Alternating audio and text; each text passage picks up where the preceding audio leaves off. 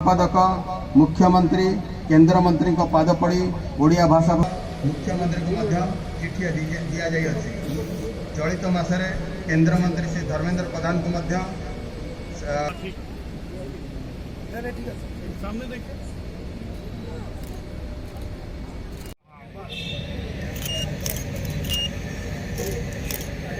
Thank you sir. मैं वैसे घूम जाइएगा।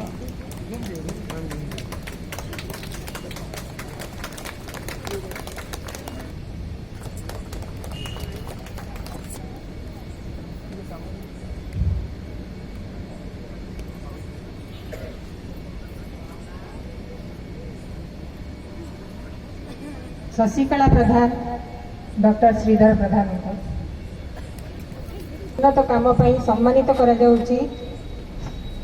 प्रथम हेले श्री प्रेमचंद पट्टनायक आम वरिष्ठ उत्कल एसोसिएशन रो ड्रामा थिएटर तथा कैरम टूर्नामेंट रे अनुष्ठान को गौरवान्वित करिसेंती। श्री प्रेमचंद पट्टनायक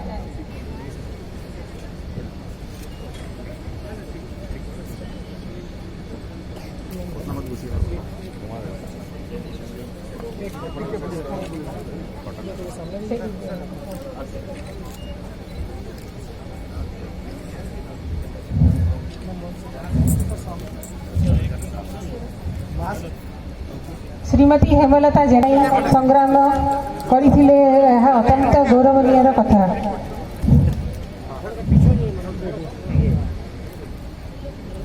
श्री मनोरंजन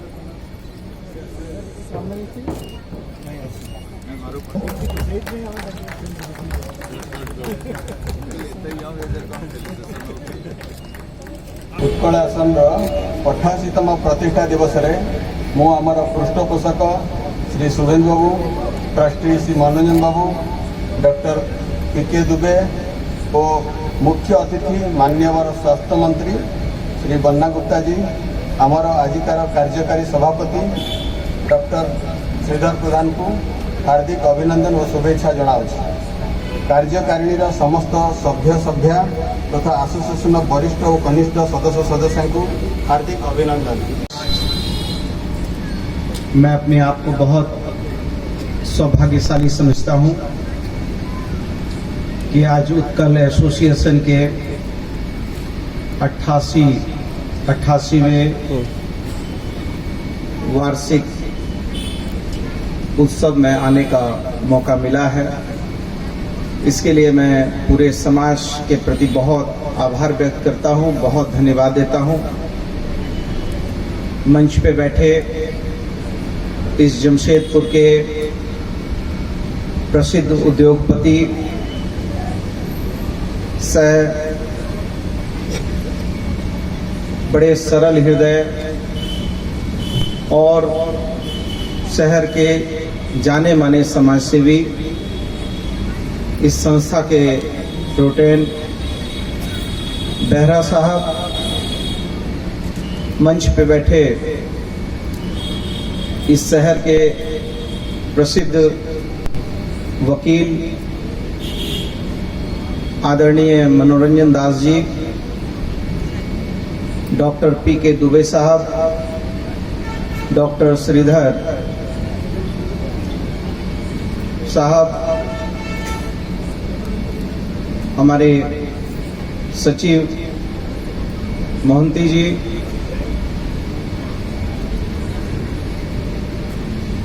और यहाँ उपस्थित सभी इस संस्था के प्रबुद्धजनों, सुसंस्कृत विचार के प्रबुद्धजनों, शांति और सद्भाव के साथ जीने की तमन्ना लेकर आगे बढ़ने वाले इस उड़िया समाज के सभी भाइयों का मैं बहुत अभिनंदन करता हूँ, बहुत जोहार करता हूँ, प्रणाम करता हूँ और जय जगन्नाथ से प्रार्थना करता हूँ कि आपके और हम लोगों के समन्वय से ये जमशेदपुर शांतिपूर्ण सद्भाव और प्रेम और विश्वास के साथ आगे बढ़े, इसकी कामना के साथ मैं आपको बहुत बहुत बधाई देने आया हूँ।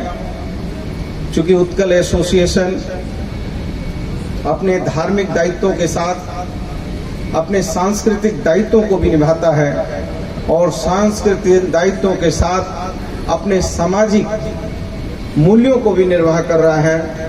इसलिए ऐसी सोच के साथ जब समाज आगे बढ़ता है तो मैं समझता हूँ कि समाज का पूरा एक सामूहिक विकास होता है, समाज जो है परिपूर्ण होता है। भगवान जगन्नाथ की जब हम बात करते हैं, अभी डॉक्टर श्रीधर कह रहे थे कि इनका नाम ब्रिजेश है। ब्रिजेश का मतलब होता है, चूंकि मेरी माँ रहने वाली मथुरा की, मेरे पिताजी रहने वाले मथुरा के, तो मथुरा में ही भगवान कृष्ण का जन्म हुआ है, वृंदावन में। तो मेरी माँ ने मेरा नाम ब्रिजेश इसलिए रखा था कि ब्रिजेश का मतलब होता है, ब्रिजेश मतलब ब्रिज जोड़ ईश, मतलब उसका एक अर्थ होता है कृष्ण। तो ये सोच के रखा था। और हम सभी लोग भगवान जगन्नाथ को मानते हैं, भगवान कृष्ण को मानते हैं। भगवान कृष्ण के अलग अलग रूप हैं और अलग अलग रूप को अलग अलग तरीके से लोग पूजन करते हैं। चाहे यदि हम मारवाड़ी समाज को देखें तो खाटू श्याम के रूप में भगवान श्री कृष्ण को पूजते हैं। हमारे उड़िया भाई भगवान श्री कृष्ण को जगन्नाथ भगवान के रूप में पूजते हैं। और भगवान कृष्ण की लीला भी बहुत अपरंपार है। सारा युद्ध एक तरफ युधिष्ठिर थे, एक तरफ दुर्योधन थे, और सारा व्यू रचना जो है भगवान कृष्ण ने किया है। और आपको मालूम है कि इस देश के राष्ट्रीय कवि रामधारी सिंह दिनकर, जिन्हें अपनी पंक्तियों में रश्मि रथी में लिखा था कि भारी विध्वंस बचाने को, सबको सुमार्ग पर लाने को, दुर्योधन को समझाने को भगवान हस्तिनापुर आए, पांडव का संदेशा लाए। दो न्याय अगर तो आधा दो, आधे में भी यदि बाधा हो तो दे दो, केवल 5 ग्राम रखो अपनी धरती धाम। हम इसी को सुखे से खाएंगे, परिजन पर रस्सी न उठाएंगे। दुर्योधन ये भी दे न सका, आशीष समाज की ले न सका। उल्टे हरि को बांधने चला, जो असाध्य था उसे साधने चला। जब नाश मनुष्य को छाता है, पहले विवेक मर जाता है। प्रभु ने भीषण हुंकार किया, अपना स्वरूप विस्तार किया। डगमग डगमग दिग्गज डोले, भगवान कुपित होकर बोले, हा हा दुर्योधन बांध मुझे, जंजीर बढ़ाकर साथ मुझे। जब भगवान पहुंचे हैं दुर्योधन के यहाँ की, देखो दोनों भाई आपस में मत लड़ो, और तुम सब कुछ नहीं देना चाहते तो केवल तुम 5 ग्राम दे दो, इसी में युधिष्ठिर मान जाएंगे। लेकिन दुर्योधन ने कहा कि हम 5 ग्राम क्या, हम सुई की नोक भर भी जमीन नहीं देंगे। और आप पंचायती मत कीजिए, और आप पंचायती करिएगा तो आपको ही हम जो है जंजीरों से बांध देंगे। और जब आदेश किया कि जंजीर से बांध दो, तो जब भगवान श्री कृष्ण ने अपना व्यापक रूप दिखाया और अपने मुंह को खोल दिया और मुंह में ब्रह्मांड दिखा दिया, और ब्रह्मांड में पूछा कि देखो यहाँ कहाँ पर तुम मरे पड़े हो, ये देख लो, तब जाके समझ में आया कि प्रभु जो है, प्रभु ने भीषण हुंकार किया, अपना स्वरूप विस्तार किया। डगमग डगमग दिग्गज डोले, भगवान कुपित होकर बोले, हा हा दुर्योधन बांध मुझे, जंजीर बढ़ाकर साथ मुझे। और आपको याद होगा भगवान श्री कृष्ण का यदि थोड़ा सा हम और यदि व्यापक चीज में जाएं, तो जब लाक्षागृह जलाया गया था, तो लाक्षागृह में जब युधिष्ठिरों को जलाने की साजिश इनके भाइयों ने की, दुर्योधन ने, तो उसमें कहा गया है कि जो लाक्षागृह में जलते हैं वो ही सुरमा निकलते हैं। तो लाक्षागृह एक ऐसा घर बनाया गया था जिस घर में आग लगाने से एक भी आदमी नहीं बचता। तो वो घर में युधिष्ठिर और उनके भाइयों को रख दिया, और इनको पता चल गया जैसे ही आग लगी तो ये जंगल की तरफ चले गए। तो जंगल में जब चले गए तो भीम इनका एक भाई था जो बहुत बाहुबली था। तो भीम से ही एक असुर की बहन का संबंध बनता है, और उसी से जो है घटोत्कच पैदा होता है, और घटोत्कच से ही जो है उनका ही पुत्र जो है भविष्य में भगवान कृष्ण के रूप में पूजा जाता है, जिसको श्याम बाबा खाटू श्याम के रूप में जानते हैं लोग। तो जब उनको पूछा गया कि जब वो युद्ध के लिए जो उनका नाती जब आने लगा भीम का, तो भगवान श्री कृष्ण ने ब्राह्मण का रूप पकड़ा और ब्राह्मण का रूप धर के उनको रोकने का काम किया।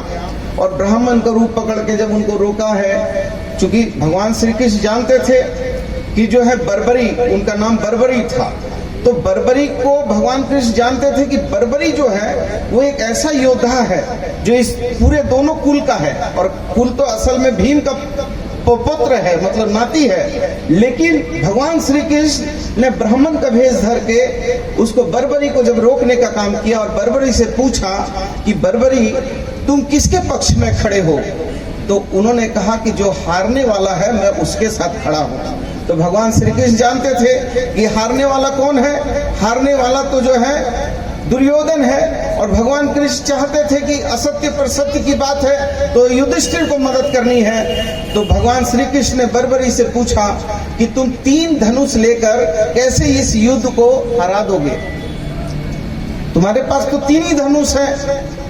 तो बर्बरी ने कहा कि मैं 3 धनुष से ही इस पूरे युद्ध को हरा दूंगा। और उन्होंने कहा कैसे हरा दोगे, तो उन्होंने कहा, बर्बरी ने कहा कि ये पीपल के पत्ते जितने हैं, ये पूरा पत्ता जो है हम एक ही धनुष से सारे पत्ते को जो है छेद कर देंगे। तो भगवान श्री कृष्ण ने 2 पीपल के पत्ते को अपने पैर के नीचे छुपा दिया और कहा चलाओ। तो जब बर्बरी ने एक बाण चलाया तो सारा का सारा पीपल का पत्ता एक ही बाण में छेद हो गया। और फिर बर्बरी से पूछा श्री कृष्ण ने कि इसमें तो 2 पत्ते नहीं छेद हुए हैं, 2 पत्ते कहाँ हैं? तो बर्बरी ने कहा कि प्रभु आप ब्राह्मण नहीं हैं, आप कोई दूसरे महानुभाव हैं, आपके पैर के नीचे 2 पत्ता है और मेरा तीर जो है आपका पैर को छेद के आपके दोनों पत्ता को छेद दिया है। जब श्री कृष्ण ने देखा कि उनके तलवा के नीचे का भी दोनों पत्ता छेद हो गया, तब उन्होंने कहा कि ठीक है मैं ब्राह्मण हूं तो तुम मुझे ब्राह्मण को कुछ दो, दान दो। तो उन्होंने कहा कि ठीक है आपको क्या दान चाहिए, तो कहा जो मैं मांगूंगा वो दोगे, कहा मैं दे दूंगा। तो कहा कि ठीक है मैं दे दूंगा आप, लेकिन आप बताइए असल में है कौन, आप ब्राह्मण नहीं है। तब प्रभु श्री कृष्ण ने अपना व्यापक रूप दिखाया और कहा कि तुमने वचन दिया है कि तुम जो है मुझे दान दोगे। तो प्रभु ने कहा कि तुमने वचन दिया है मुझे दान चाहिए। तो कहा प्रभु बताइए क्या दान चाहिए, तो कहा तुम्हारा शीश चाहिए मुझे। तो बर्बरी ने अपने हाथ से शीश काट के दिया और कहा कि प्रभु केवल मेरी एक इच्छा है, उस इच्छा को आप पूरा कर दीजिए। तो कहा क्या इच्छा है, बोला कि केवल हमको ये महाभारत का युद्ध अपनी आंखों से देखना है और इस महाभारत के युद्ध को अपनी आंखों से देखना है। इसलिए उन्होंने कहा कि हमको ऐसी जगह पर मेरा शीश को रख दीजिए जहां से मैं युद्ध को देख लूं और उसके बाद फिर मैं प्राण को त्याग दूं। तो भगवान श्री कृष्ण ने कहा कि जाओ यही होगा, और उनको जो है सबसे पीपल के गाछ के ऊपर उनको बिठा दिया और 18 दिन युद्ध चला और युद्ध को देखा। और युद्ध में जब पराजय हो गई युधिष्ठिर की, तो युधिष्ठिर और उनके भाई जब अपना गुणगान गाकर वहां पहुंचे तो कोई कह रहा था कि हमने ऐसे युद्ध जीता, हमने ऐसे युद्ध जीता।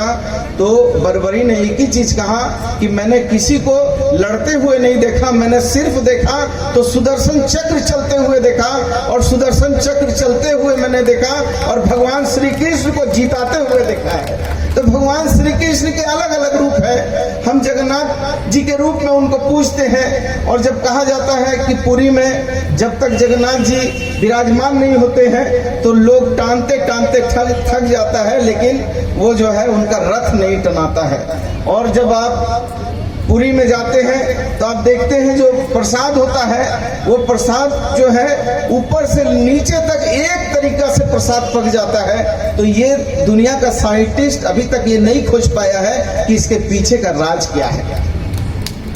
तो मैं बहुत अपने आप को बहुत गौरवान्वित महसूस करता हूँ कि ऐसी धरती से मैं हूँ जिस धरती में मेरी माँ का जन्म हुआ है, मेरे पिता का जन्म हुआ है, और भगवान कृष्ण की नगरी है, प्रेम की नगरी है, और ये नगरी आपस में विश्वास की नगरी है। मैंने बेहरा साहब से कहा कि बेहरा साहब आप जो जगन्नाथ जी का मंदिर बना रहे हैं, इस मंदिर की भव्यता बने इसके लिए हम लोगों को व्यापक सोच बनानी है। और उसमें जो हम आप कुछ नहीं कर रहे हैं, कराने वाला वो है और वही सब कुछ करा रहा है। और यदि वैसा नहीं होता तो मैं समझता हूँ कि आज जो है निपचन साहब जो हमारे यहाँ बैठे हुए हैं, ये इतनी उम्र में अपने शरीर का दान नहीं करते।